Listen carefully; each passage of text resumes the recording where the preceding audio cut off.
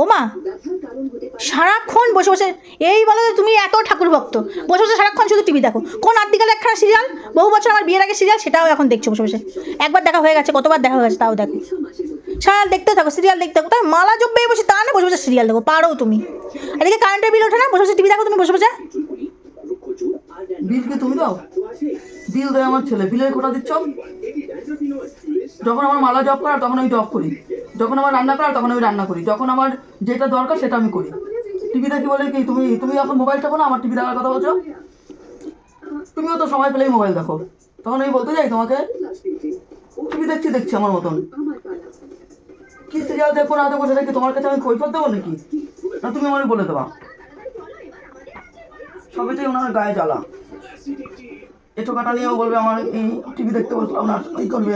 বিল ওঠে বলেই বলছি, বিলটা তো তোমার ছেলেই দেয় না, সে কারণেই বললাম। দেখো আমার কি দরকার বলে, নাকি বলতাম নাকি?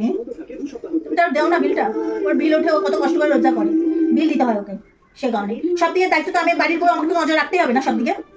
তুমি তার কোনো কিছু নজর রাখো না? যাও বিল দিয়ে দিয়ে যাও, তুমি তোমার মতন কাজে যাও, আমি যা করছি করছি। তোমরা যখন মোবাইল দেখো তখন তোমাদের মোবাইলে পয়সা করতে হয় না?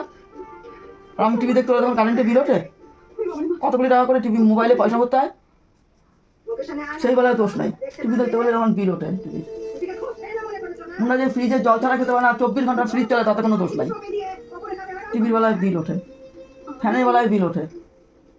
আমি তো এখনো ফ্যান ছাড়া বলে আমার হয়, তোমাদের যে ফ্যান লাগে। নাও নাও, বেশি করে দেখো বসে বসে।